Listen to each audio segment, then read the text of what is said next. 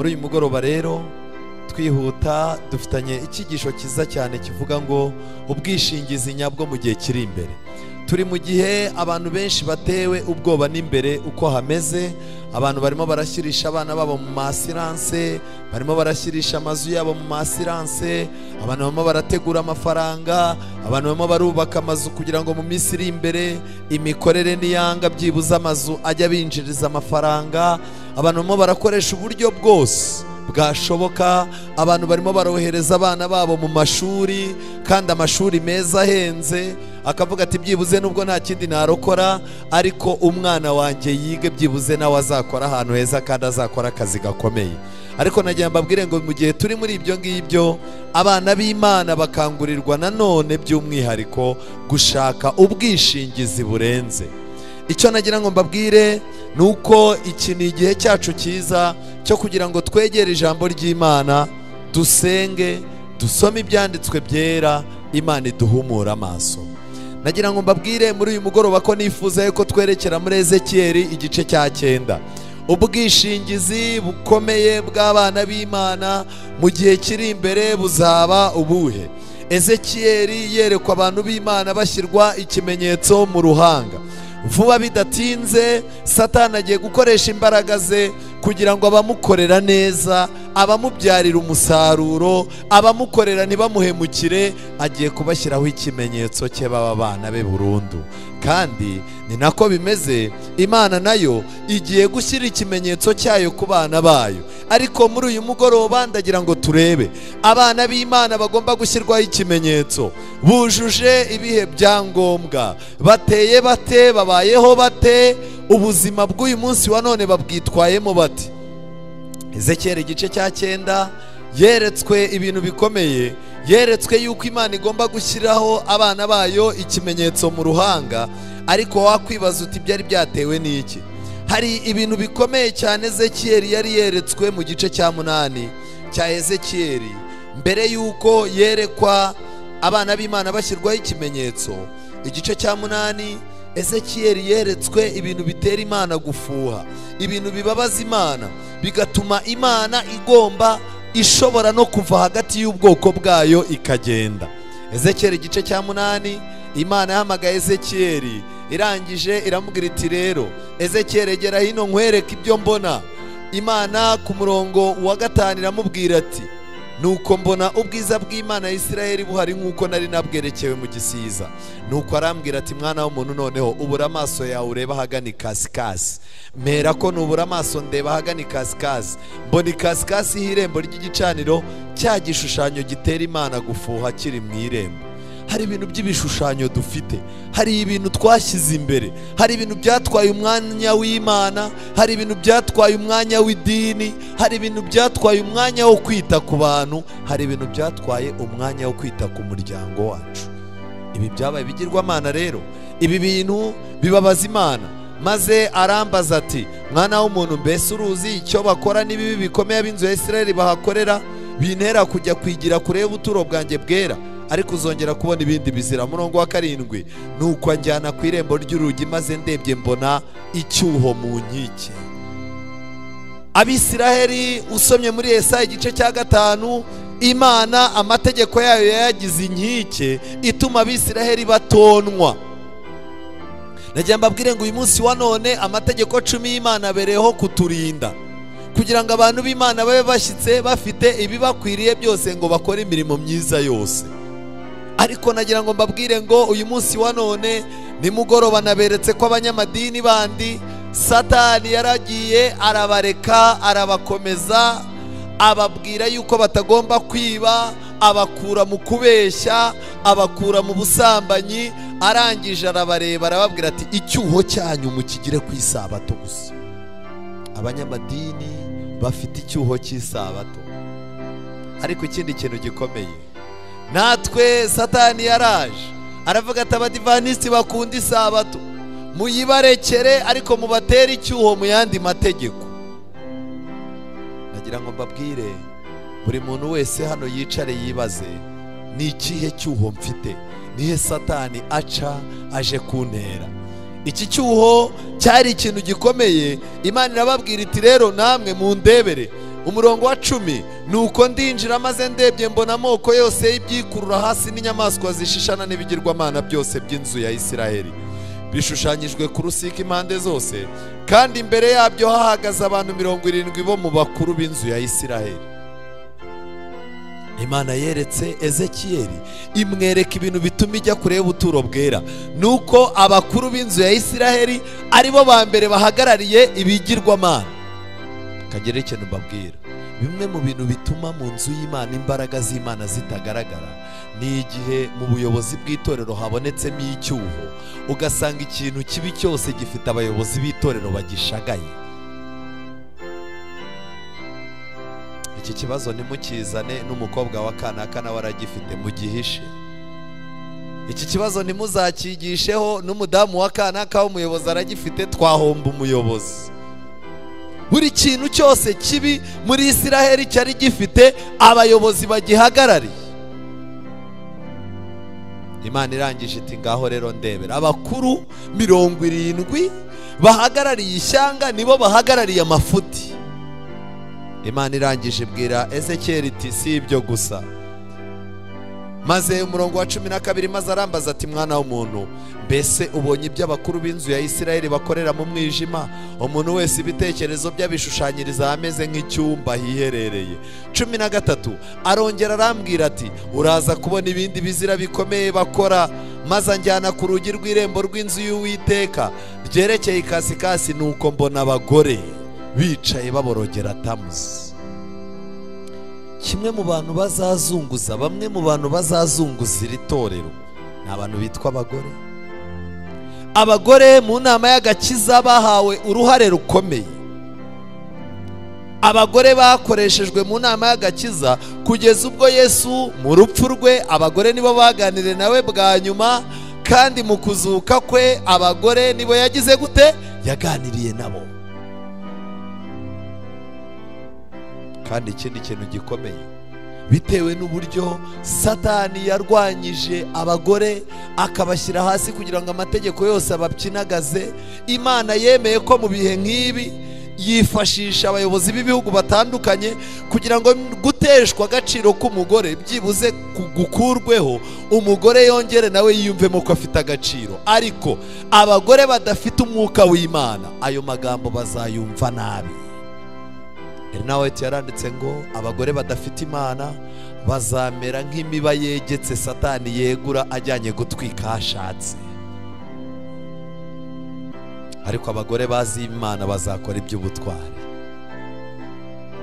Ubu abagore barimo barazamukira ku mategeko leta z'isi zirimo gushyiraho. Papa kana ngaya matama kora mureba hurara, ibintu byarahindutse. Reka ngire ikintu mbabwira, mu gihe isi irimo kwigisha uburinganire, abafite Satani bo barimo barumva ubusumbane. Abagabo benshi barimo barahunga, bahunga ingo zabo. Igihe kirageze ngo abadamu mwongere mworohera abagabo banyu batuze. Erega abagabo isi yabacanze, muracyabona umugabo uvuga? Mwaretse byibuze mukabatera courage. Nta kintu na kimwe kirimo kwizeza umugabo yuko ibyiza biri imbere. Abadamu bafite ministeri, abagabo nta ministeri bagira. Amashyirahamwe yose yo gutanga amafaranga yose nta y'abagore, nta ry'abagabo ririho. Amategeko ihohoterwa rizwi ni iry'abagore, nta hohoterwa ry'abagabo ribaho, kandi nabo bamerewe nabi. Uretse ijuru gusa rizarengera abagabo, ubundi bapfuye nabi.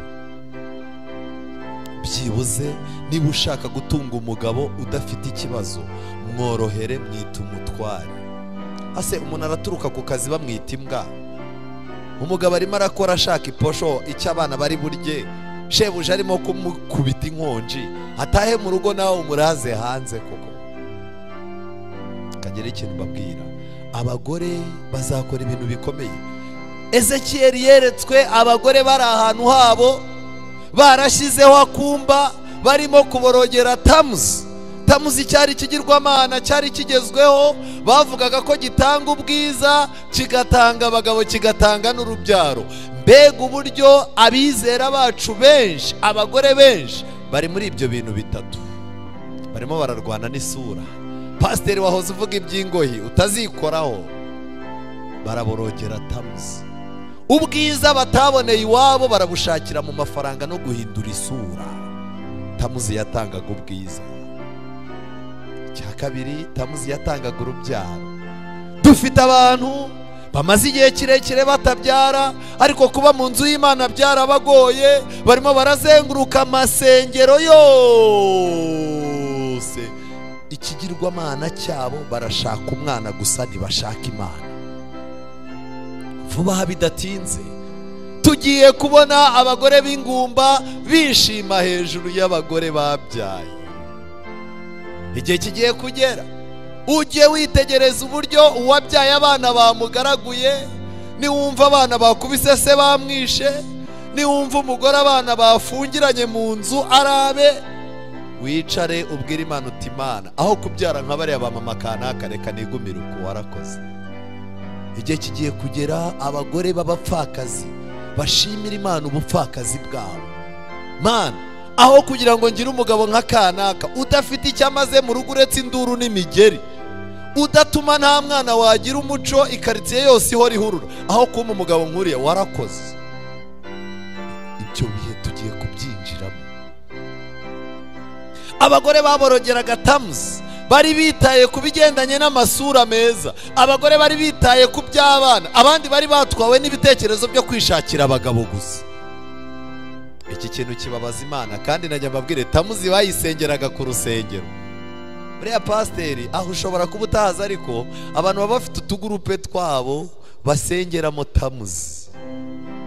Abagore mwitonde, muri mu kuboko kw'Imana ngo mukore amateka akomeye. Nasomye amagambo avuga ngo umugore wareze umwana we neza abarusha imbaraga n'ubushobozi umubwiriza ukora amavuno. Icyo kintu mukimenye. Mu gitabo cy'umukabanuzi baranditse ngo isi izasanga abantu bayigizeho umumaro ari abantu baciye mu biganza by'abadamu bahugutse. None se ko mujagaraye mwa badamu mwe muri imbere yanjye, muragira ngo mubyara abana batajagaraye kandi namwe musama inda zabo mujagaraye? Ezekiyeli Imana irangije aramubwira iti reka nkwereke noneho hari n'ibindi. Maze arambaza ati mbese urabibonye wa mwana w'umuntu we, uraza kubona n'ibindi. Nuko aranjyana ngeza mu rugo rw'imbere rw'inzu y'Uwiteka, maze ndebye mbona ku irembo ry'urusengero rw'Uwiteka hagati y'umuryango n'igicaniro abantu bagera nko kuri 25 bateye imigongo hehe ku rusengero. Iki tutiriwe tuvunika n'uyu munsi wa none. Ni bangahe baza mu materaniro mu mibyizi? Ni bangahe bakiza mu materaniro ya mu gitondo? Ni bangahe bakishimira kuza ku isabato? Dufite umugabane munini w'abizera basigaye birirwa baryamye ngo bari bwirirwe bumva radiyo ijwi ry'ibyiringiro. Hari abantu bajyaga bazinduka baza mu masengesho mu gitondo, ubu baba bari mu kiringiti. Umva ni ukuri pe, Imana ni nziza. Ubu butumwa uzi ko amigisho kwiga kuri radiyo mba numva bisobanutse kuruta kwicara mu rusengero. Uracyababona mu rusengero hano? Abantu barimo baratera umugongo urusengero. Pawulo ati uko irya minsi yegera aba ariko turushaho guterana kwera. Uko mubona imperuka irimo kuba imbi cyane, niko twakagombye kurushaho kwinjira mu rusengero cyane. Mbere y'uko Yerusalemu irimbuka hagaragaye umucyo udasanzwe hejuru y'urusengero. Mbere y'uko isi irimbuka mu nzu y'Imana hazagaragara umucyo udasanzwe. Jya wirinda kuza hano ngo uhagere nusanga harimo kwigisha umuntu uhita uvuga ngo ntabwo azi kwigisha. Reka njye ikintu mbabwire, uyu munsi wa none abantu tubara yuko Imana itakoresha n'ibirimo gukoresha. Mu gihe murangamiye ababwiriza b'abahanga, murangamiye korari zizi kuririmba, mu gihe murangamiye abayobozi bakomeye bafite amafaranga cyangwa se bafite impano, Imana irimo irakorana n'abantu mudakeka. Igihe cyose uzagera mu nzu y'Imana uzabwira Imana uti Imana nsohoreza isezerano ryawe, Imana izarisohoza. Ikintu gikomeye, aba bantu bari bateye imigongo urusengero rw'Uwiteka barebaga iburasirazuba kandi basengaga izuba berekeye aho rirasira. Basengaga iki? Izuba. Najya mbabwire ngo gusenga ku cyumweru byagiye Imana ibyanga, ni ibintu Imana yanga. Ariko najya mbabwire uyu munsi wa none abadivanisiti benshi bamaze gutera umugongo urusengero, abenshi barimo barasenga izuba. Abaza amateka, umunsi wo ku cyumweru witwa Sunday, ni umunsi w'iki? W'izuba. Burya abantu bose basenga ku cyumweru baba barimo kuramya izuba berekeye aho rirasira. Icyo nagira ngo mbabwire ngiki, dufite abadivanisiti benshi, ubudivanisiti bwamaze kugabanukamo. Kuki ku isabato mba numva ndushye? Siko ku isabato ni ukuri, ariko buriya ku cyumweru mba numva ari byiza. Njyewe mperutse kuba ndi mu gitaramo, umuntu arangije asuhuza abantu ngo isabato nziza kandi ari ku cyumweru. Umudive batangiye kuvangirwa. Reka ngire ikintu mbabwira, isabato yamaze gusenyuka mu ngo zacu, kandi vuba bidatinze tugiye kubona umubare munini w'abakristo bacu ari abantu basenga ku cyumweru. Byaratangiye n'ubuhanuzi. Imana irangije yereka Ezekiyeli ibi bintu, iramubwira iti ibi bintu birababaje cyane. Irangije itegura uburyo special. Imana irangije ipanga yuko abana bayo nyakuri igiye kubashyiraho ikimenyetso kugira ngo hagire akazi gakorwa. Abantu b'Imana bashyirwa ikimenyetso mu ruhanga, igice cya 9, maze arangururira mu matwi yanjye n'ijwi rirenga ati, abahawe gutwara umurwa nimubigize hafi, umuntu wese afite intwaro yicana mu kuboko kwe. Nuko mbona abantu 6 baturutse mu nzira y'irembo ryo haruguru ryerekeye ikasikasi, umuntu wese afite intwaro yicana mu kuboko kwe. Kandi mbona undi muri bo yari yambaye imyambaro y'ibitare, yari afite ihembe ririmo wino ku itako rye, maze barinjira bahagarara iruhande rw'igicaniro cy'umuringa. Iki gicaniro gishushanya amasengesho. Ijuru ririmo rirakurikirana impamvu zigutera gusenga. Ijuru ririmo rirakurikirana impamvu zikujyana mu butayu. Ijuru ririmo rirakurikirana impamvu zikuzana mu nzu y'Imana. Reka ngeyo da, none se ko ndi umuyobozi w'itorero batagira ngo naraguye. Ariko uzi ko iyi sabato mva maze amasabato 3 ntasenga, ariko iyi reka ngeyo korari yacu niri buririmbe batagira ngo naraguye. Hari abantu baza hano nta mwuka w'Imana ubazanye. Kubw'ibyo igicaniro kigomba gukurikiranwa cyane. Baraje bahagarara iruhande rw'igicaniro. Umurongo wa 3, nuko basanga ubwiza bw'Imana ya Isiraheli bwagize gute? Hari ibintu byinshi birimo gutuma ubwiza bw'Imana bukuvaho. Ukibatizwa wari ufite imbaraga, ukibatizwa wari ufite ijwi ry'Imana riganira nawe. None uyu munsi wa none urimo urajya mu bihanamanga kujya gushaka ijwi rikuvugisha. Bigaragara yuko kuvugana n'Imana kwawe kwagize ikibazo. Ukibatizwa ukiyegurira Imana, ubwiza bw'Imana bwakugaragaragaho, n'abapagani ubwabo barakurebaga bakavuga batumva, igumire mu bintu by'Imana nibyo bikushimishije, nibyo bintu byawe. None uyu munsi wa none ubwiza bw'Imana abantu benshi burimo burabavaho, kandi abantu bari muri gahunda z'idini. Abantu barimo barasenga, barajya mu misa, abantu barajya mu misigiti, abantu barimo barajya mu masengesho y'amadini atandukanye, ariko ubwiza bw'Imana burimo buragenda buva ku bantu. Ubwiza bw'Uwiteka bwari bwavuye ku mukerubi aho bwahoze bugeze mu muryango w'inzu. Ikibazo najya nkubwire, ese ubona ubwiza bw'Imana buracyakuriho cyangwa bugeze mu muryango w'inzu busohoka bugenda? Hari ibigirwamana byinshi, hari ibintu twahishe mu mitima yacu, hari ibintu twahishe abayobozi b'amadini, hari ibintu twahishe abo tubana, ariko tutabasha guhisha Imana. Mu mitima yacu hameze nka bya bintu Ezekiyeli yeretswe bituma Imana itaturamo.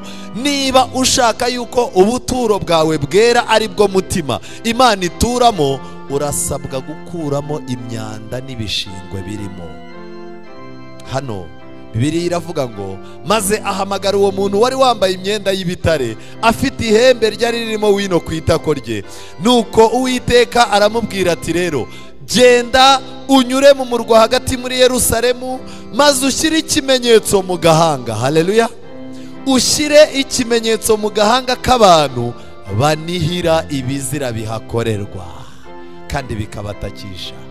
ese iyo uciye ahantu umugabo n'umugore barwana, iyo uciye ahantu umwana akubita nyina, iyo uciye ahantu abantu bambaye ubusa, iyo uciye ahantu utuye ukabona abantu barimo barasambanira mu miferege, iyo uje ku rusengero ugasanga abantu barimo barahakorera amatiku n'amanjwe n'ibindi bintu, ibyo bintu bikoraho iki?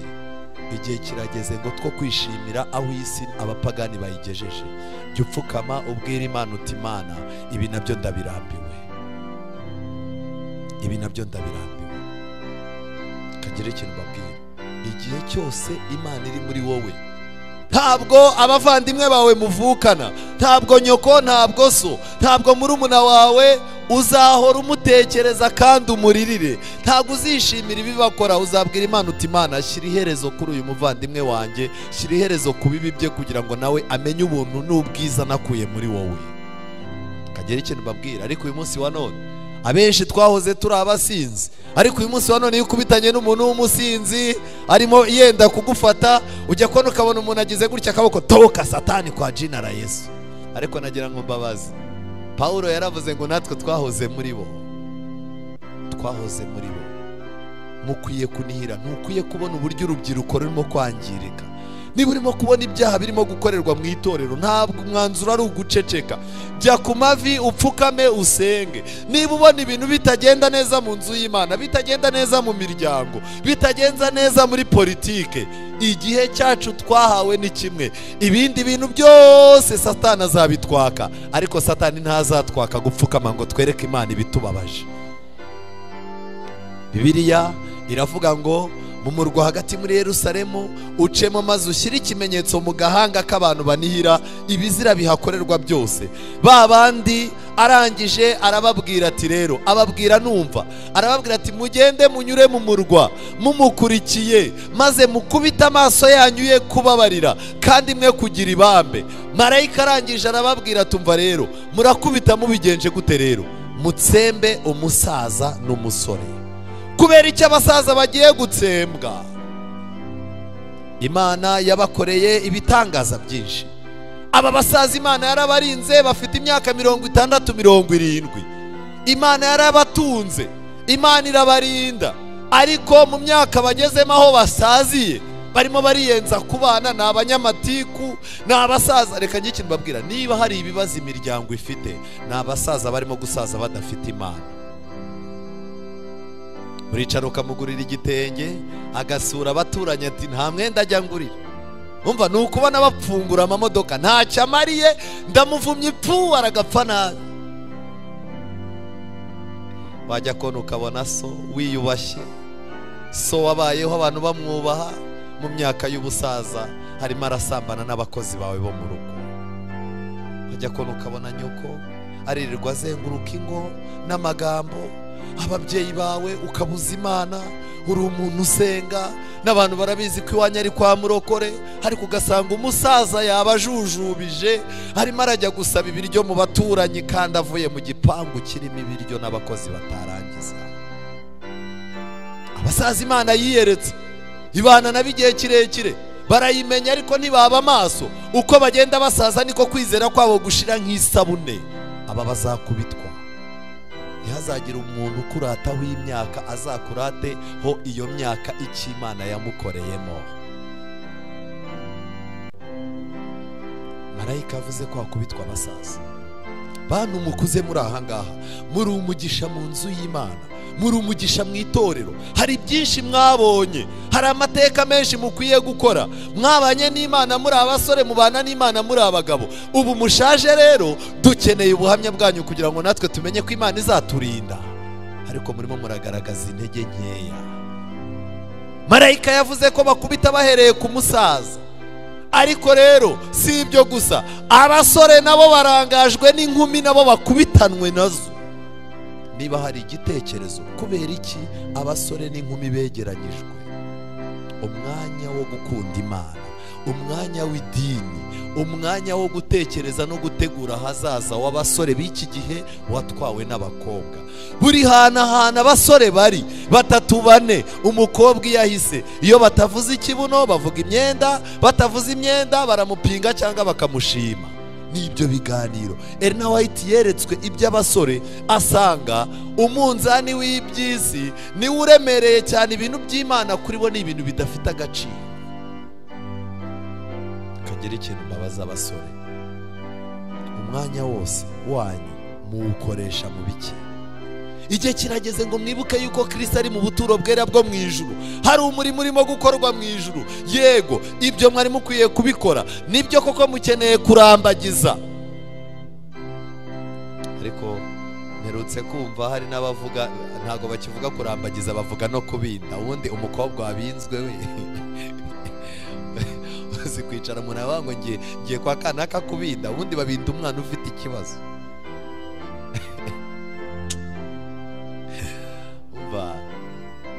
Basore, mushake umwanya w'Imana. Elena White yaranditse ngo idini y'ukuri iha umuntu gutuza, ikamuha intego kandi ikamutegurira ahazaza. Rero umusore wabonye umwanya naba umuhamya w'ibyo. Nshimira Imana yuko mu busore bwanjye iyo mbukoresha hanze mu by'isi, n'uyu munsi wa none mba mfite ikibazo ndi umugabo, ariko nshima Imana yuko ubusore bwanjye nabuhereje Imana, irangije nayo impa kuba umugabo. Wikina. Marayika yabwiwe gukubita abasore n'inkumi umwanya wabo munini kuri WhatsApp, igihe cyose babonye no ku rusengero nta mwanya bafite wo kwicara ngo baganire n'Imana. Umukobwa mu myaka ye barimo kumurambagizamo, bamwoherereza udufoto, ayivamo yinjira mu gihe cyo gutegura ubukwe. Igihe cyo gutegura ubukwe abajagaraye ntabwo yakwiga ijambo ry'Imana, asohokamo invitation zasohotse, ahantu hose arimo kuzenguruka atanga invitation, asohoka aho ngaho ubukwe bwabaye, umusura ubukwe bw'ubukeye bwabaye, bakwereka filime y'ubukwe uko yari imeze.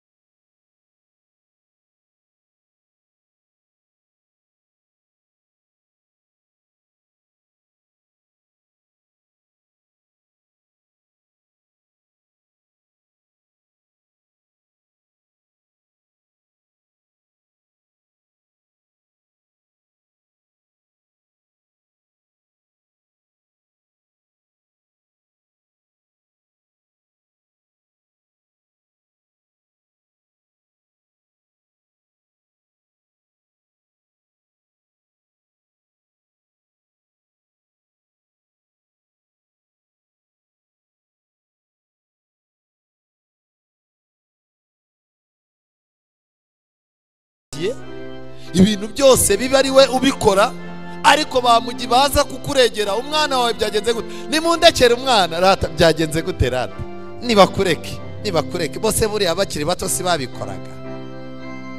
Ubu abana benshi muzarebe hano ku rusengero mu ishuri ryo kwisabato ry'abana, abayobozi b'abana barabizi, abana basigaye baza badusubiramo ibintu babonye ku babyeyi babo.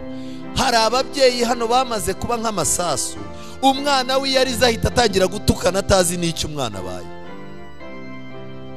Rero abagore bazakubitanwa n'abana, kuko hari abagore bamaze guhinduka nk'abana mu mutwe kugeza ubwo abana babo babarusha ubwenge.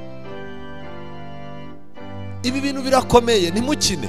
Umuntu udafite ikimenyetso cy'Imana, ikintu azakora ni kimwe: mbere y'uko isi irimbuka azabanza kubitwa n'iminsi, ariko mu kurimbuka kw'isi azakubitwa n'agahinda.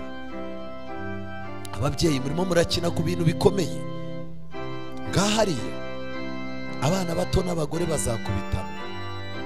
Mushaka uburyo murokora abana banyu, mushaka uburyo mubangamira kamere mbi z'abana banyu, kandi urwo rugamba rwo kubangamira kamere mbi z'abana banyu ntimuzarurwana mwenyine, abamarayika b'Imana bari kumwe namwe. Kandi mwe kumwakura umuntu wese ufite icyo kimenyetso, mwe kumwakura, ndetse muhere mu buturo bwanjye bwera.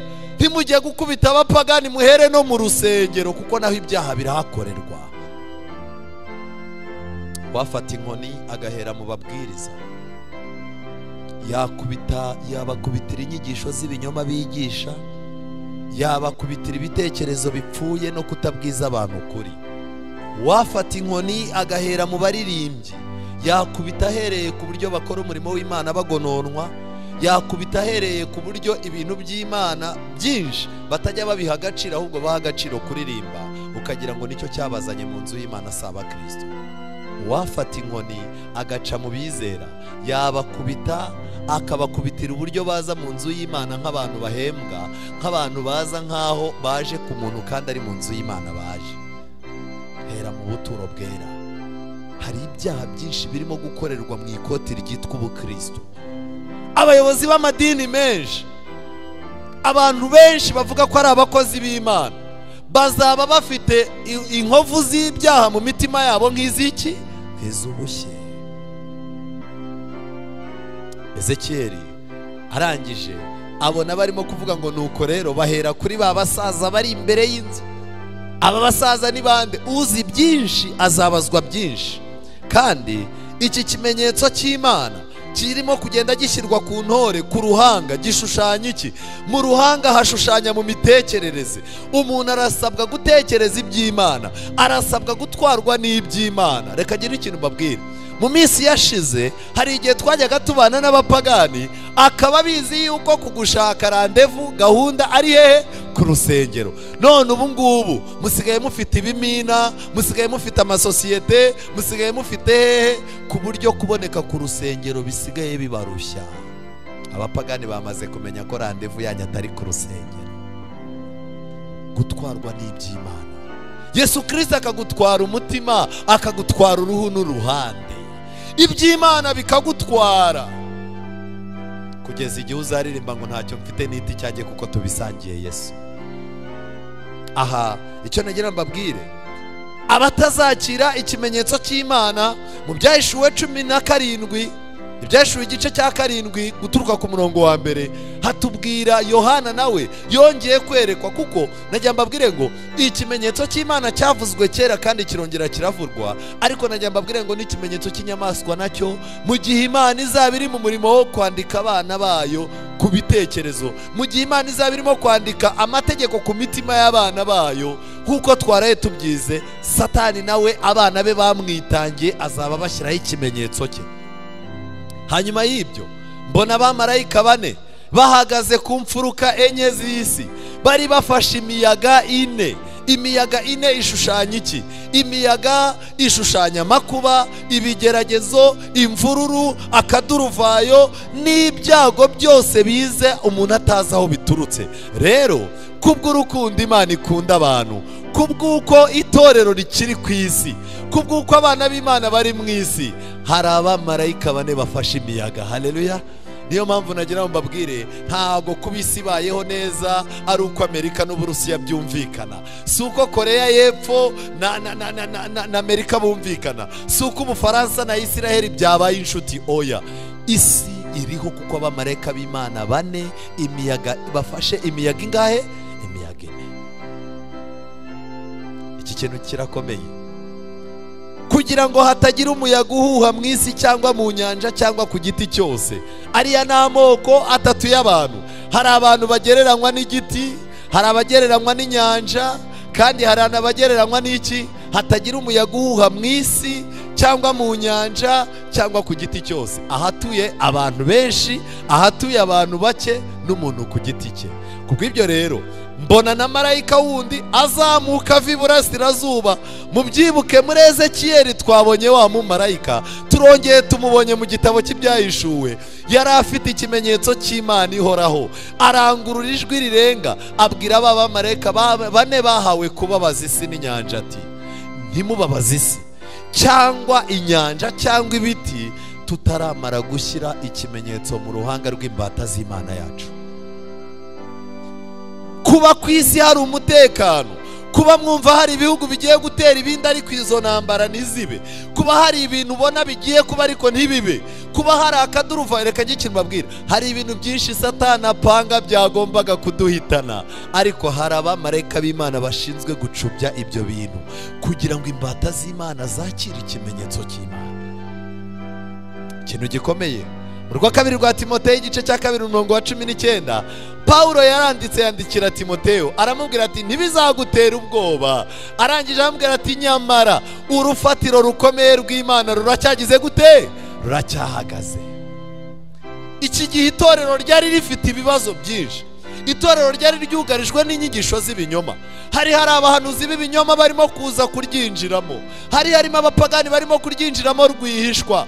Paulo abwira Timoteyo ati ntibigutere ubwoba, urufatiro rw'Imana ruracyahagaze. Nubwo uzabona mu itorero harimo intege nkeya, ukabona ahangaha abantu benshi, umuntu wakakugirira akamaro ukabona ntawe, ukarwara ukabona ntibagusuye, wapfusha ukabona abantu benshi ntibaje, wagira ikibazo ukabona abantu ntibahuruye, ntibizagutera ikibazo. Kuba ibibazo wabigize ntibibuza urufatiro rw'Iteka gukomeza guhagarara. Dufite abantu benshi rero, umuntu umwe baramuganije amazi ati se kutakiza gusenga, arangije ati ngewe nahuye n'ibibazo, amashitani yose yo mu isi yamanukiye iwanjye arandwanya, mbura n'umwizera n'umwe ngo azansure, ngiye kubona mbona hahingutse abantu bo mu rindi dini baransengera ibibazo bita bishira. Umva nahise nsanga aribo bafite Imana, sinzagaruka. Reka ngiye ikintu mbabwira, kuba umwizera umwe yakennye ntibituma urufatiro rw'Imana rutagira gute, rudahagarara. Kuba warwaye, kuba wapfushije, wungutse cyangwa wakennye, urufatiro rw'Uwiteka ruracyahagaze, kandi rwanditsweho iki kimenyetso ngo Uwiteka agize gute, azabe. Kubw'ibyo rero abantu bose bamaze kwakira amaraso y'umwana w'intama, barangiza bakandikwa mu gitabo cy'umwana w'intama watambwe uhereye ku kuremwa kw'isi, Imana bakaba bayizi nayo igize gute, ibazi, bafite ikimenyetso cy'Imana.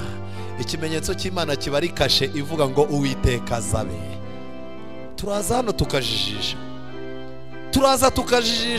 abantu iyo babonye twinjiye mu busitani bw'urusengero bahita bavuga bati abantu b'Imana. Abantu iyo babonye umuntu avugira kuri radiyo abwiriza baravuga ngo umuntu w'Imana. Abantu iyo babonye umuntu yambaye agatambaro keza kakandi k'abarokore afite Bibiliya na pendo baravuga ngo umuntu w'Imana agize gute, arahise. Maraki hari ikintu Imana igiye gukora. Imana hari ikintu igiye gukora.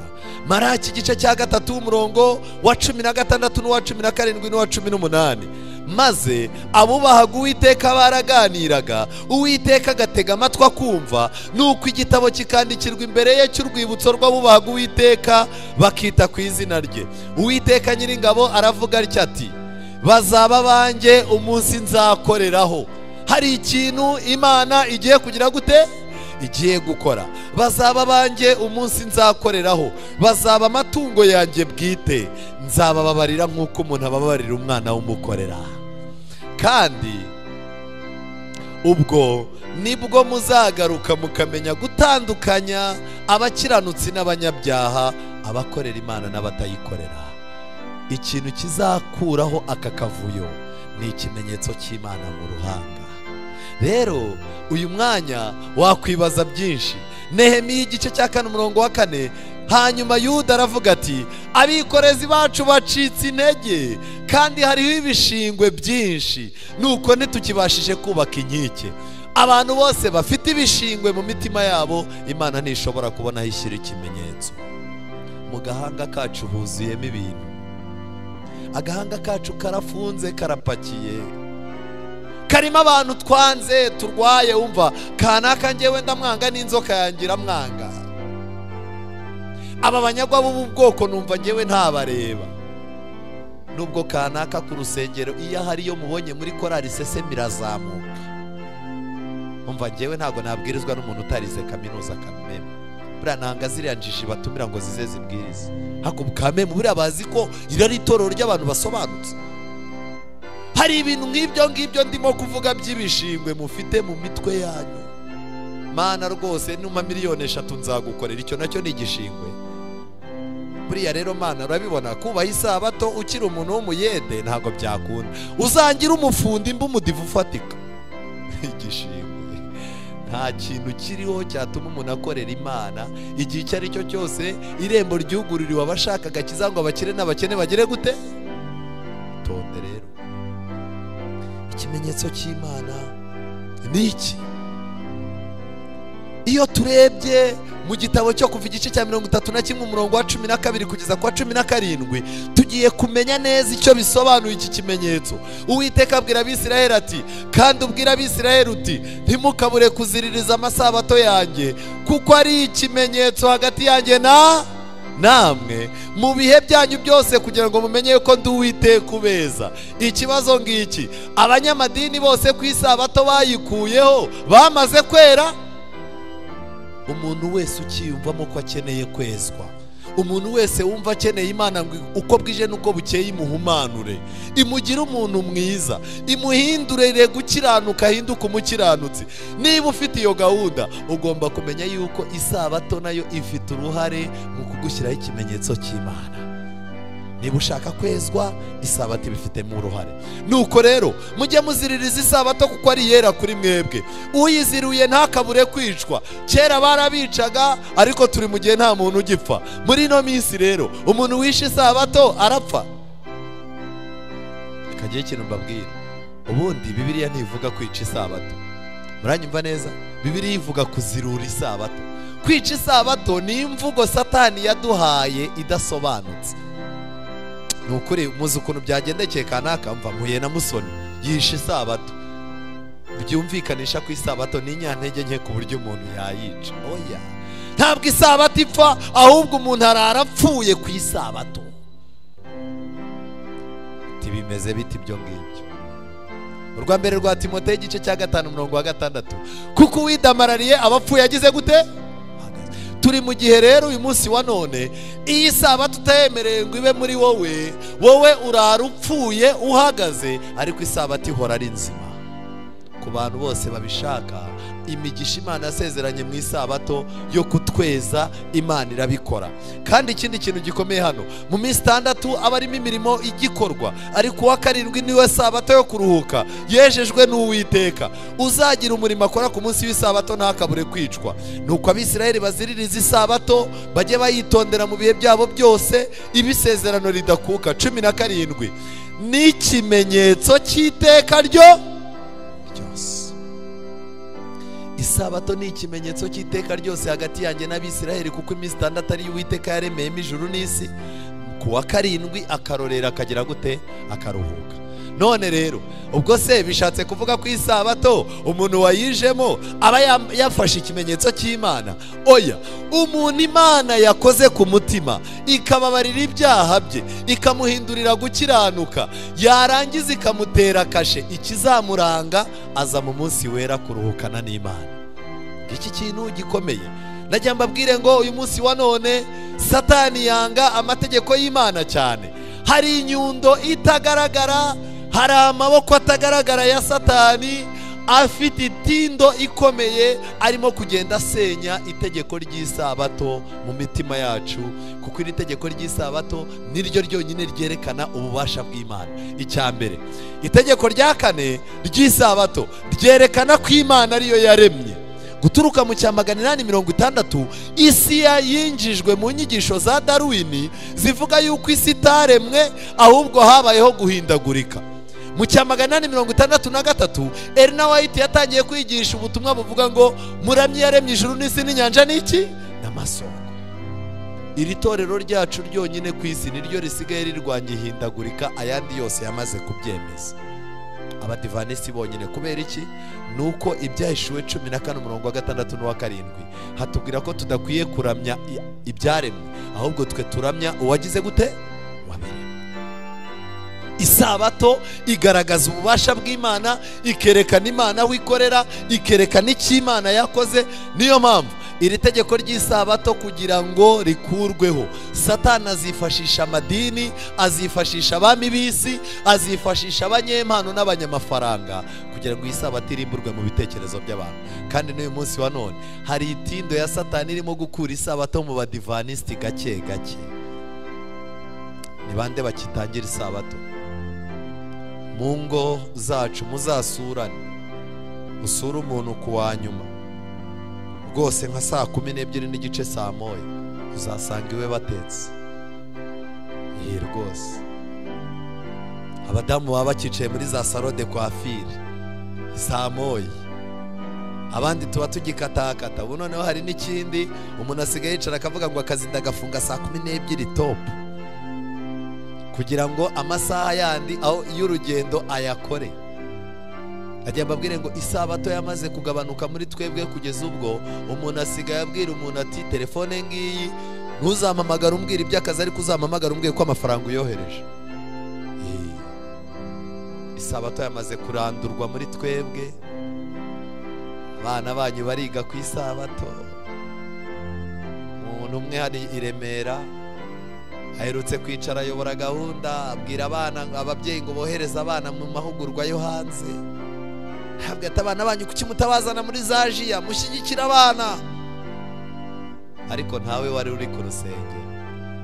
Akana ke rero kavuye kwiga hari ku isabato, kandi ubwo ni umuyobozi.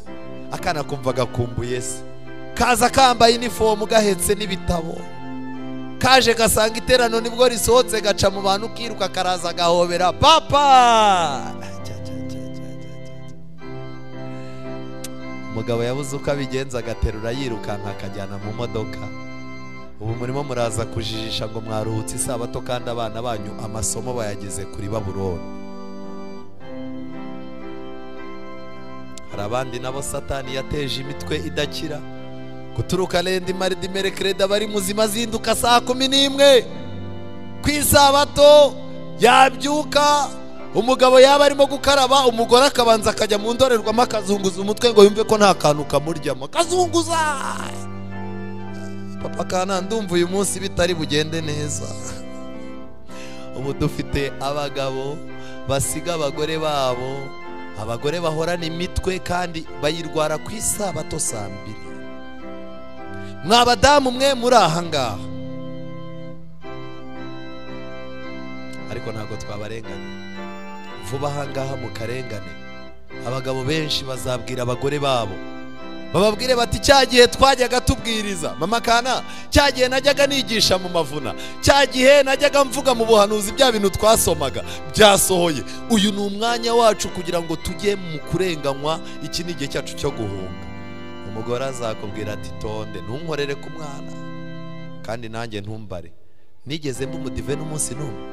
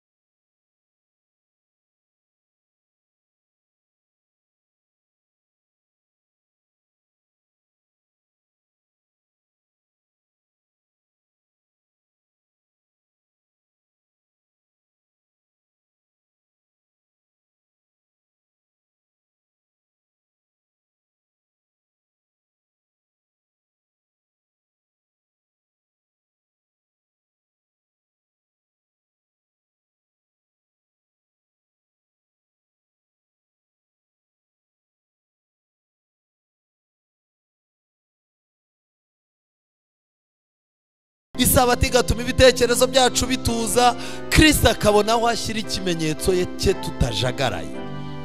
Rero Zekariya igice cya 3 umurongo wa 1, maze anyereka Yosuwa umutambyi mukuru ahagaze imbere ya marayika w'Uwiteka, na Satani yari ahagaze iburyo bwe ngo agire gute, amurege. Buri gihe Satani ahora arega abantu b'Imana. Reka njye ikintu mbabwira, uyu munsi wa none uramutse wicaye ukikingirana mu nzu ugatega amatwi Satani akakubwira ibyaha wakoze, ushobora no gusohoka ujya kwiyahura.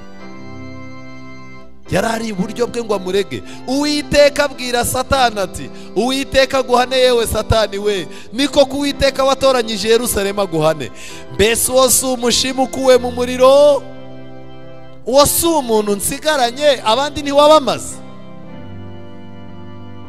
Kandi Yosuwa yari yambaye imyenda y'ibizinga. Ninde wamwandurije imyenda?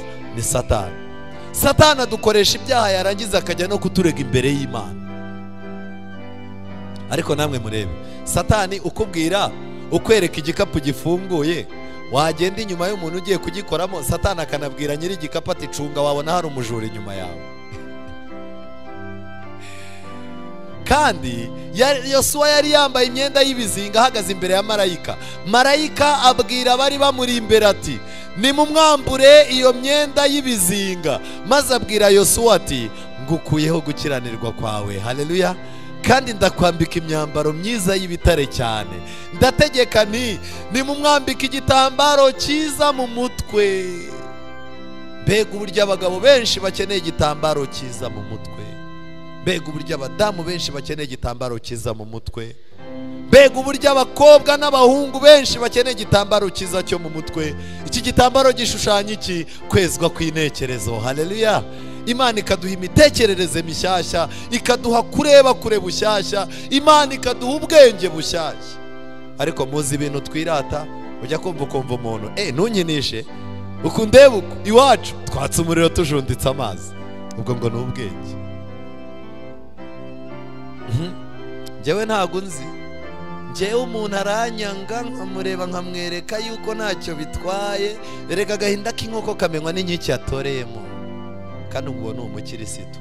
Iyi mitwe yacu irimo ibintu byinshi bipakiye bipfuye, ku buryo Imana idashobora kugira icyo ikora tudabanje guhindurwa intekerezo. Kubw'ibyo rero Imana muri uyu mugoroba imfashe kugira ngo mwese bambike igitambaro cyiza mu mutwe, kugira ngo muve muri logique, mutekereze nk'uko Kristo abatekereza. Hariya arangije nuko bamwambika igitambaro cyiza mu mutwe, bamwambika n'imyenda yera. Marayika w'Uwiteka yari ahagaze aho ngaho.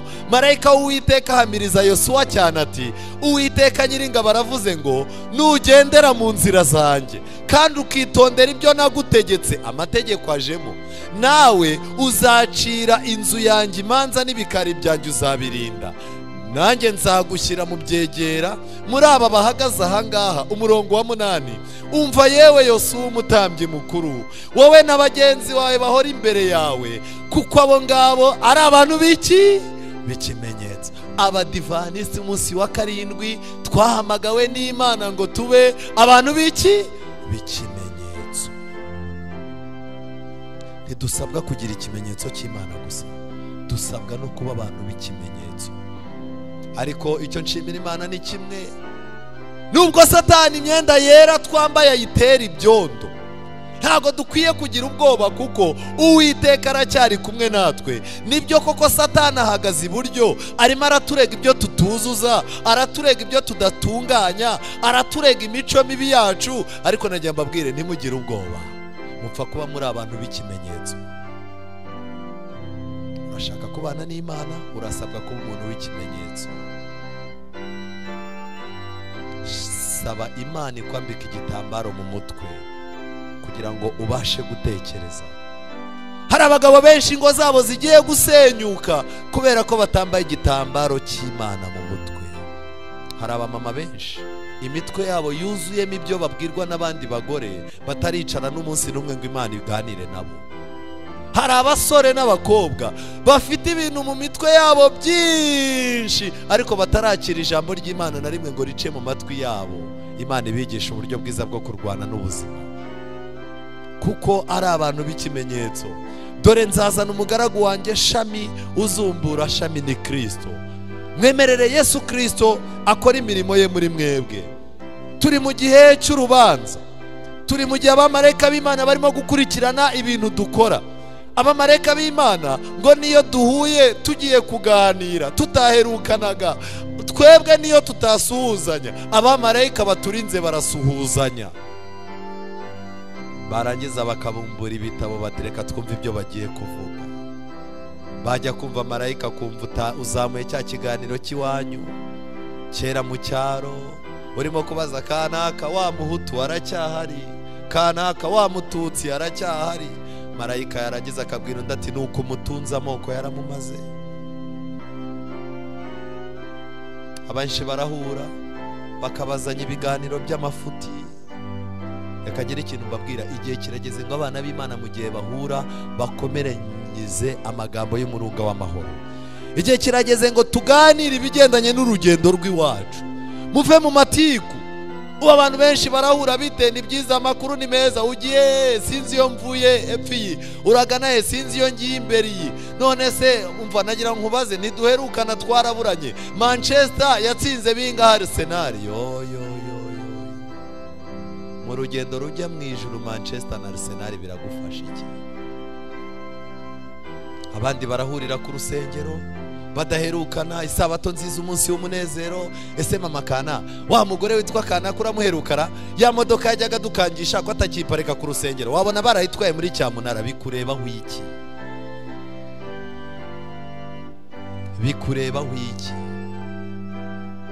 Uherukana na Kana ka wa muyobozi, simeruka kumubona cya kizu yiratanaga ubanza baragishize muri cyamunara, ntibikureba.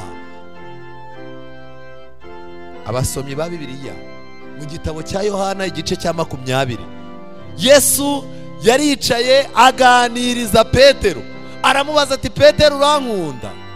Petero ati yego, ni wowe ubizi ko ngukunda. Yesu amubaza gatatu, amaze kumubaza gatatu Yesu abwira Petero urugendo rwe uko ruzaba rumeze.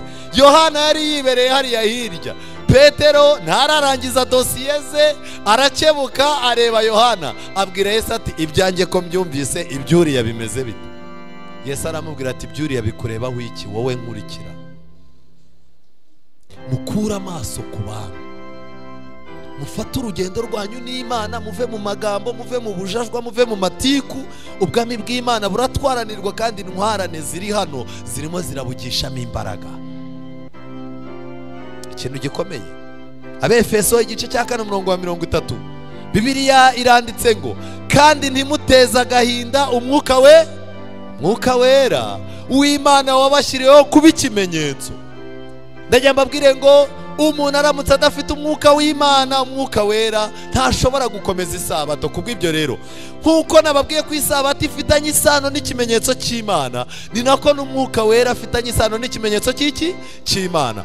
Umuntu urimo kugundagurana na mwuka wera ntamwemerere ngo amuhindure, akaba arimo guteza agahinda mwuka wera washyizweho kuba ikimenyetso kugeza ku munsi wo gucungurwa. Ubabaza mwuka wera ntashobora kuzabona Imana, n'ikimenyetso cy'Imana nticyajya kuri we.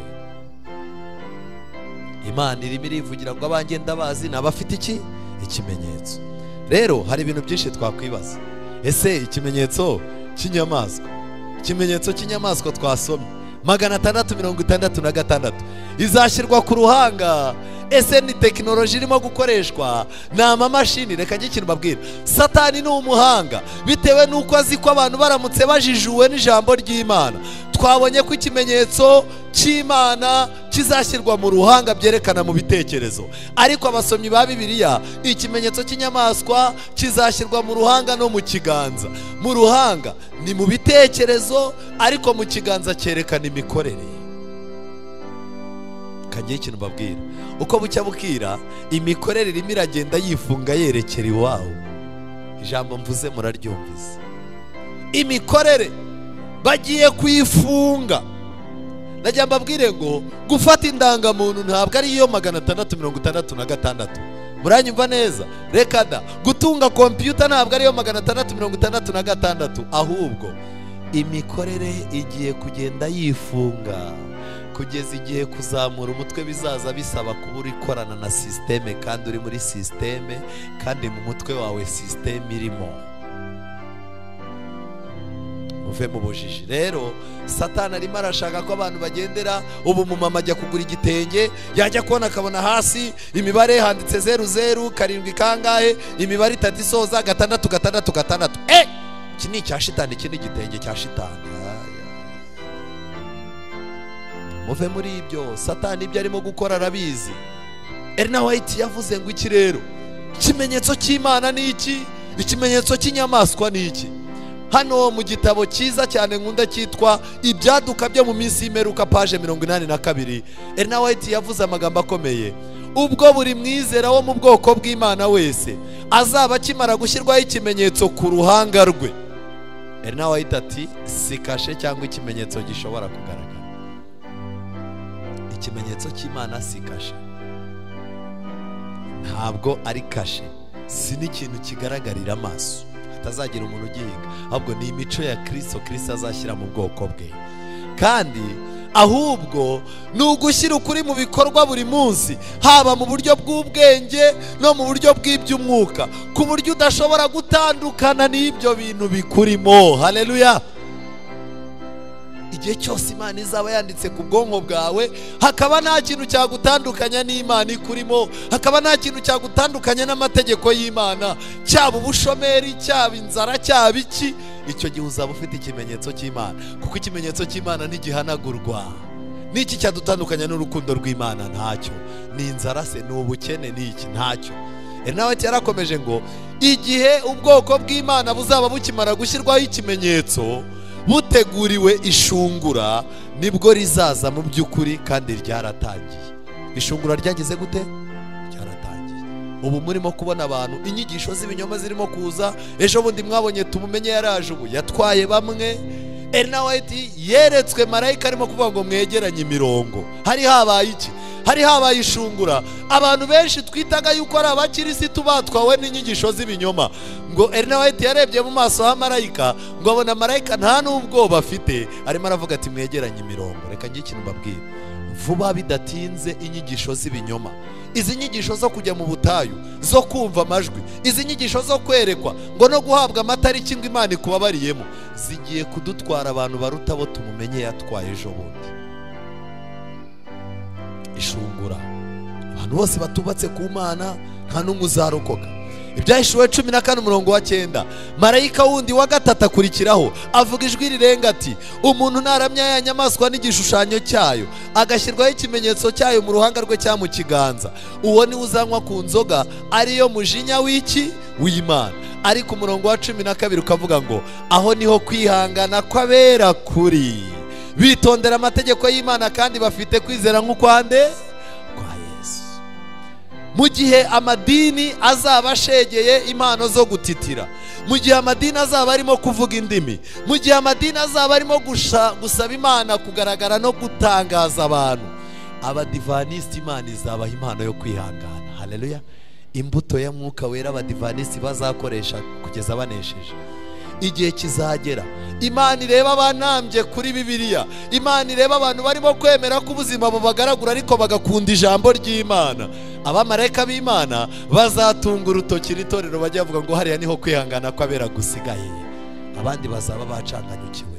Uyu munsi wa none urasabwa kwitoza kwihanganira umugabo wawe, urasabwa kwitoza kwihanganira umugore wawe, urasabwa kwitoza kwihanganira umwana wawe wabyaye ubona utajya ugira gahunda mu buzima, urasabwa kwitoza kwihanganira umuturanyi. None se uzimuka bose, uzimuka isi yose se uyirangize? Nta hantu uzabura umuturanyi ukubangamira, nta hantu muzatura ngo abana babure kuba babi, nta hantu uzaba udafite ikibazo. Abadivanisiti Mwuka Wera azabaha impano yo kwihangana. Haleluya! Umenye kwihanganira abantu bo muri korari. Umva, reka mbabwire, muri korari ukora ibishoboka byose, ukaza ukiyigisha korari, ukayiha indirimbo, ukazinduka ugacuranga, ukagira gute, wazajya kumvamo umuntu aricata, ariko uriya yishyira imbere, uzi ko korari yayigize nk'urugo rwe. Habona tudatekereza twebwe. Reka njye akavuyo ke ndakarambiwe. Ugasanga, reka njye mbabwire, uricara mu nzu y'Imana ugatanga imbaraga zose, barangiza ngo ni ukwigaragaza. Urasabwa kwihangana, urasabwa kwihangana. Impano ya Mwuka Wera Imana izasukira itorero mu bihe by'akaga ni ukwihangana. Kandi Yesu yaravuze ngo uwihangana akageza imperuka azagira gute? Zakizwa. Gukizwa kwacu kuzarangwa no kwihangana kwacu. Murasabwa kwitoza kwihanganira ubu buzima mubona bwabaye bubi. Kwihangana, mwihangane, kuko murabyibuka neza mbere yuko intare zo muri intare mu gitabo cya Daniel, mbere yuko intare bajugunya Daniel mu rwobo, intare barabanje bagira gute? Bitewe nuko ku isi barimo kwitegura ko Daniel azajugunywa mu rwobo, intare zirasonjeshejwe. Abafite amatwi ya Mwuka babyumva. Aha ikintu nagira ngo mbabwire gikomeye, Satani arimo arajijisha abantu. Ndaje mu mwanya mbereke ibintu bidasanzwe. Aha ngaha abantu barimo barishyiraho tatuwaje 666, ariko ni uburyo bwa Satani bwo kujijisha. Abamarayika b'Imana barimo barakurikirana ibibera ku isi. Abamarayika b'Imana barimo barareba uburyo abantu ku isi barimo gukoresha igihe cyabo. Reka njye ikintu babwira, mureke dusubike intambara z'amatiku, dusubike intambara zo kurwanira ibyubahiro, dusubike intambara zo gukomerwa amashyi, turwane intambara yo kwizera. Abamarayika barimo barareba iminota uko irimo gushira. Satani yamanutse afite umujinya mwinshi, kandi Satani azi yuko afite igihe gitoya. Bibaye byiza wagenda ugiye mu modoka akakwicirayo, bibaye byiza wajya gusambana bakagufatirayo ugapfa, bibaye byiza kuri Satani haza umukecuru akaroga abana bagashira, bibaye byiza kuri Satani ikintu cyose cyatuma umuntu apfa atihannye Satani arimo aragishaka. Abamarayika b'Imana barimo barakurikirana ibyo bintu n'amatsiko menshi. Yesaya igice cya 8 umurongo wa 16, igihe kigiye kugera kuko Imana yigishije abantu, ubutumwa bwiza bwarabwirijwe abantu banga kubwakira. Imana igiye gutanga itangazo rivuga ngo bumba ibihamya. Gukomeza kuvuga ibihamya byinshi ntacyo biri butange. Bumba ibihamya. Amategeko yanjye uyafatanisha ikimenyetso mu bigishwa banjye. Nta kindi. Imana izabivuze ngo birarangiye. Abana banjye, fata amategeko yanjye uyandike mu mitima yabo, ubatereho ikimenyetso ko ari abanjye, ubumbe ibihamya buri muntu wese aba umwana w'Imana ku giti cye. Kandi muri Bibiliya nanone Ellen White yanditse mu gitabo cya Témoignage ibihamya umuzingo wa 6 yaranditse ngo mu mategeko 10 y'Imana irya 4 niryo ryonyine ryifitemo ikimenyetso cy'umunyamategeko mukuru, umuremyi w'isi n'ijuru. Kubw'ibyo rero abantu benshi bakeneye gutekereza, abantu benshi bakeneye kumenya yuko Imana irimo irakurikirana uburyo umwanya wacu tuwukoresha. Imana irimo irakurikirana uburyo twihana. Imana irimo iragera ibyaha byacu. Mu ntoki z'Uwiteka harimo igikombe, kandi abantu benshi igikombe cyabo bamaze kucyuzuza. Muri uyu mugoroba ndakurarikira kwiyunga n'Imana, ndakurarikira kwemerera Imana igahindura ibitekerezo byawe kugira ngo ibone aho itera kashe yayo. Ikintu gikomeye hano mu gitabo cyitwa Ibyaduka byo mu minsi y'imperuka page 58, Ellen White yaranditse ngo vuba cyane ubutunzi bwarundanijwe buzata agaciro.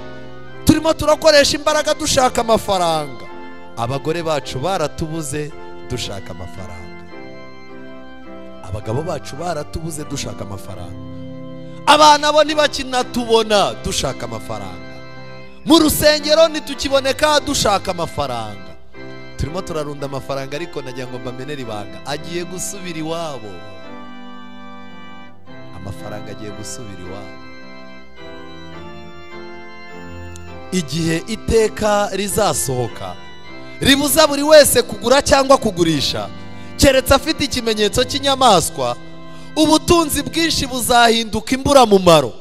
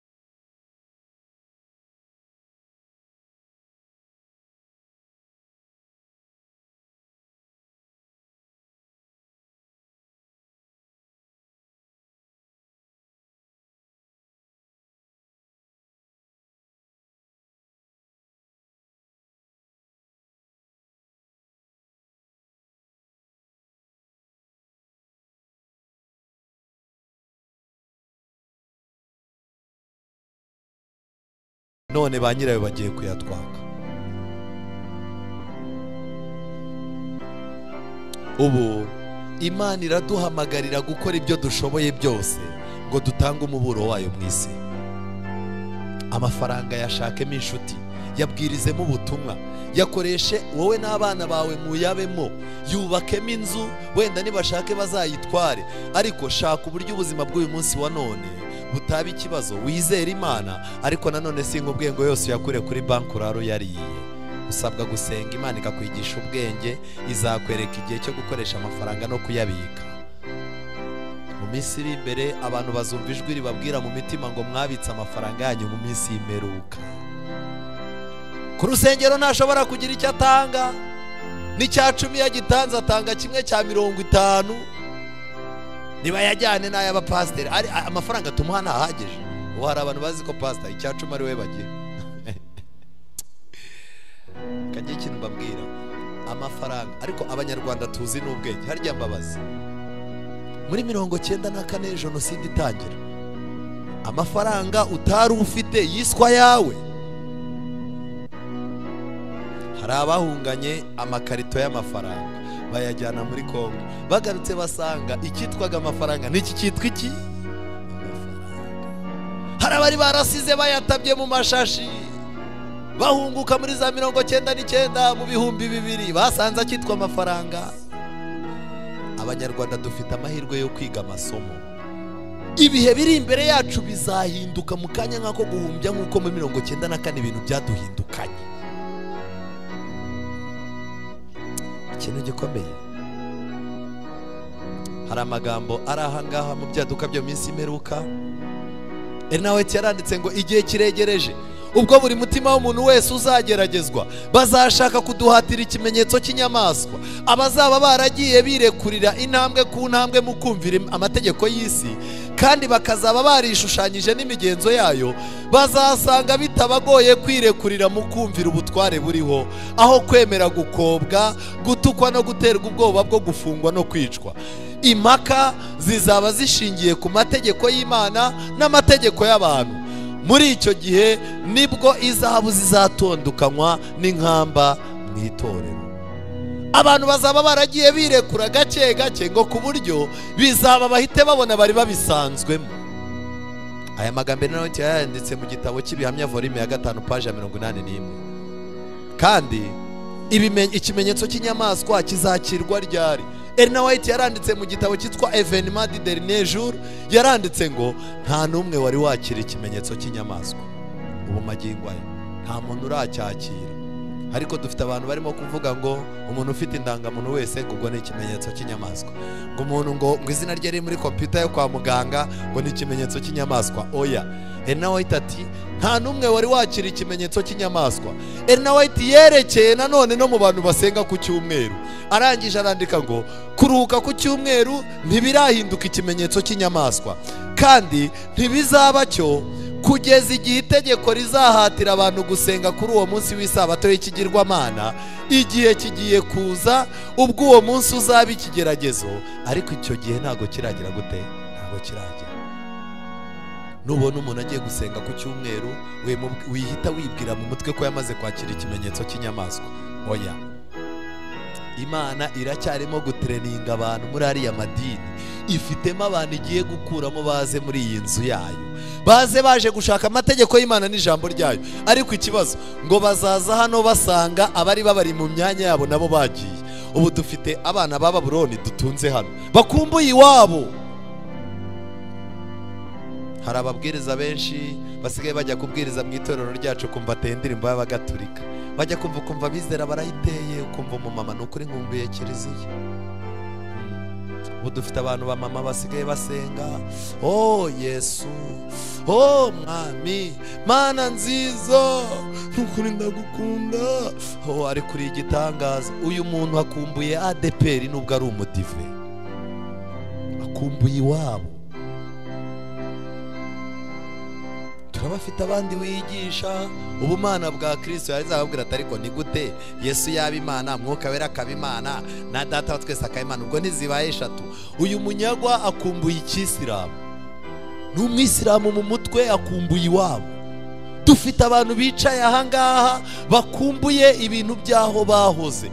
Aba bantu rero bazagenda mu gihe hariya hari abakumbuye guterana kwera, babwira Imana bati kuva twabaho ntituraterana. Imana izabazana hano. Rero hagiye kubaho urujya n'uruza. Abamanuka bava i Yerusalemu bagiye Yeriko bazahura n'abambuzi bakabakubita bakabasigaza benda gato bagapfa, ariko hari n'abazaba bava i Yeriko bazamuka bazi i Yerusalemu. Uri mu ruhe rugendo? Uri mu rugendo rumanuka cyangwa ruzamuka? Hano rero Ena White yandika aya magambo yerekanye ko icyo gihe kitaragera, ariko ubwo itegeko ry'icyumweru rigiye gushyirwamo imbaraga kandi byatangiye. Ku bantu basoma kuri internet, muri iki cyumweru Papa yavuze yuko umukirisitu nk'uko ibyaremwe bitabaho bidafite izuba, ari nako umukirisitu atabaho. Uwo ari we wese mu idini iryo ari ryo ryose, ntabwo umukristo yabaho adafite icyumweru. Murumva iryo jambo? Yes. Ikintu gikomeye nagira ngo mbabwire ahangaha muri uyu mugoroba, ijambo ry'Imana muri Yesaya 35 umurongo wa 8 kugeza kwa 10. Imana iravuga ngo kandi hazabayo inzira nyabagendwa, iyo nzira izitwa inzira yo kwera, abanduye imitima ntibazayicamo. Ubu muri no minsi abanyamadini bose barimo baraca umugani uvuga ngo inzira zose zihurira hehe? I Roma. Ariko iyi nzira twe turimo ntigera i Roma, igera mu ijuru. Ntabwo igera i Roma kandi ntizanacayo. N'umuntu uzashaka yuko icayo azahura n'ibibazo, kuko iyi nzira yitwa inzira nyabagendwa. Iyi nzira ni inzira itujyana mu ijuru. Kristo yayinyuzemo amanuka, arongera yicamo azamuka, kuko ibyo natwe tuzayicamo tuzamuka. Izitwa inzira nyabagendwa kandi ni inzira yo kwera, kuko Imana itweza nk'uko n'isabato yayo yera. Kandi abanduye imitima ntibazayicamo. Abantu banduye imitima ntibazanezezwa n'ibibera ahangaha, ahubwo izaba iy'ababandi. Abantu bagiye kujya mu ijuru ni abantu batazwi, ni abantu mu madini tutazi. Ubu twebwe hari ukuntu tujya twicara, umumama yasenga neza ugahita uvuga uti uriya mumama azajya mu ijuru. Kinjira mu itorero, hari umuntu najyaga nkunda wajyaga agenda atavuga. Umva niyo yavugaga wumvaga abana n'Imana pe. Nsenga rero mbwira Imana ngo impindure, mbwira Imana ni afazari mere nk'akanaka, ariko ubu muza aho hari nta kinasenga. Reka njye ikintu mbabwira, kuki dushaka guhinduka tumera nk'umuntu kandi twarahawe urugero rwo guhinduka tugasa na Kristo? Ikintu gikomeye. Babandi hano hari abakecuru bahari, hari abagabo bahari, hari abasore bahari bakunda Imana, badashobora no kuba wenda bazi no kuza imbere ngo baririmbe, bashobora no kuba batazwi mu idini, abo Bibiliya yise babandi. Imana ifite abantu batazwi ariko bicaye mu nzu yayo. Nubona abantu bakubereye babi, jya ugira amatsiko, Imana izayakumara, ifite abantu bayo hano. Kandi izabiya babandi abagenzi naho baba arabaswa, batazi Bibiliya cyane, batarasomye ibitabo byinshi by'umwuka w'ubuhanuzi, ariko akantu gatoya babonye bakabwira Imana bati Imana aka kantu reka kankoreremo. Ku bantu nabaswa ariko ku Mana sabaswa. Aba bagenzi rero kubera yuko bazerera kure y'iwabo kandi hari amakuru meza amenywa nabo abandi batamenya, abagenzi naho baba arabaswa ntibazayiyoba. Nta ntare zizahaba, inyamaswa yose y'inkazi ntizayigeramo. Abantu bigize inyamaswa badashaka kubana n'abandi, abamama badashobora kwegera abandi bamama muri mifemu ngo babane, basuhuzanye, basekane, baganire, basengane, bapfukame. Abantu bamaze kwigira nk'inyamaswa badashaka ko hari umuntu umenya iby'ubuzima bwabo, ntibashobora kuramba muri ino nzira. Ntago wayirambamo.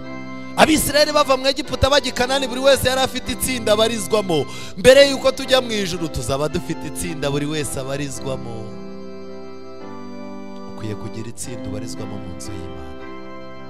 Kandi ahubwo abacunguwe nibo bazayinyuramo. Abacunguwe n'Uwiteka bazagaruka bagera i Siyoni baririmba, ibyishimo bihoraho bizaba kuri bo. Bazabona umunezero n'ibyishimo, kandi umubabaro no gusuhuza umutima bizagira gute? Bizahunga. Ntabwo bizahunga bageze mu ijuru. Mu gihe bageze muri ino nzira, umubabaro no gusuhuza umutima birahunga. reka njye ikintu mbabwira, muntu wikoreye ibibazo, muntu ubona ubuzima bwanze, muntu ubona noneho bisa nkaho ijuru ryakugwiriye, muntu ubona utarimo kureba imbere, icyo nagira ngo mbwire ngiki, abandi barimo